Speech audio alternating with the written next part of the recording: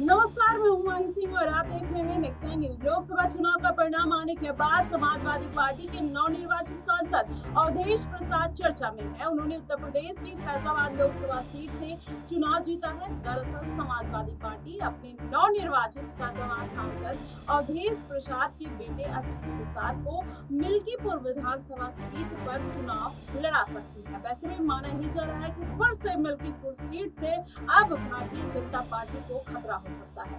और बता दें कि अजीत को फिर से मैदान में उतारा गया है, जिसके लिए इस साल के आखिर में 9 अन्य विधायक सीटों के साथ चुनाव होने की संभावना है। ऐसे में फैजाबाद लोकसभा सीट से अवधेश प्रसाद ने बीजेपी के 2 बार के सांसद लल्लू सिंह को शिकस्त दी है। इसको लेकर सियासी गलियारों में चर्चा का बाजार गर्म है और इस चुनावी मैदान में समाजवादी पार्टी ने 37 सीटें जीती हैं और उसकी सहयोगी कांग्रेस ने 6 सीटें जीती हैं, जबकि बीजेपी ने 33 सीटें जीती थी, लेकिन 3 सीटें उनके सहयोगियों को 2 राष्ट्रीय लोकदल और 1 अपना दल के खाते में गई। ऐसे में एसटी की रिपोर्ट के हिसाब से अगर बात करें तो कहीं ना कहीं मिल्कीपुर सुरक्षित विधानसभा सीट उस समय खाली हो गई थी जब अवधेश प्रसाद ने संसदीय आम चुनाव लड़ा था। ऐसे में इस्तीफा देकर फैजाबाद लोकसभा सीट को बरकरार रखने का फैसला किया था। यह सीट अयोध्या में 22 जनवरी को राम मंदिर की भव्य प्राण प्रतिष्ठा के 5 महीने से भी कम समय के बाद खाली हुई थी। वहीं सपा अवधेश प्रसाद के बेटे अजीत प्रसाद, जिनकी उम्र करीब 30 साल है,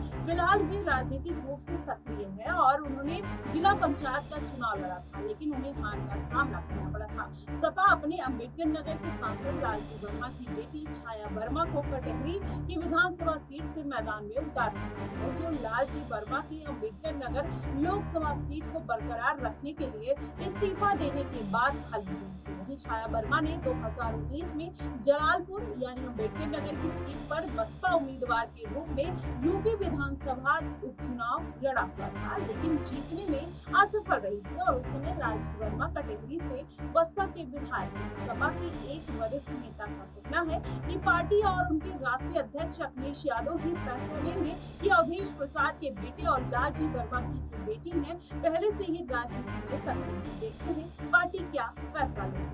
हालांकि सपा सांसद अवधेश प्रसाद उन 9 विधायकों में शामिल हैं जिन्होंने लोकसभा चुनाव जीता है और अपनी विधानसभा सीटें खाली कर दी है। वैसे में काफी सारी सीटें देखा जाए तो उत्तर प्रदेश में खाली हुई है। वैसे में माना यही जा रहा है कि अखिलेश यादव अब जिस तरीके से उपचुनाव को लेकर उत्साहित नजर आ रहे हैं, ऐसे में भारतीय जनता पार्टी की एक बार फिर से मुश्किलें बढ़ सकती है। अगर इस बार अखिलेश यादव अपना दमखम दिखाते हैं और 9 सीटों पर कहीं ना कहीं चुनाव में जीत हासिल करते हैं तो जाहिर तौर पर भारतीय जनता पार्टी की साख गिरते हुए नजर आएगी। और सबसे बड़ा झटका भारतीय जनता पार्टी को तब लगा जब अयोध्या की सीट भारतीय जनता पार्टी ने खो दी। ऐसे में जो अयोध्या का राम मंदिर निर्माण कार्य था, कहीं ना कहीं उसका पूरा श्रेय अखिलेश यादव नहीं बल्कि भारतीय जनता पार्टी लेती हुई नजर आई। जब अखिलेश यादव राम मंदिर में उद्घाटन में आने से इनकार कर देते हैं तब भी उनकी गिनती होती है। माना ही जा रहा था कि भारतीय जनता पार्टी की जीत तय है और अखिलेश यादव मंदिर में नहीं आने की वजह से पूरे देश में चुनाव हार जाएंगे, लेकिन इसका परिणाम कहीं ना कहीं उल्टा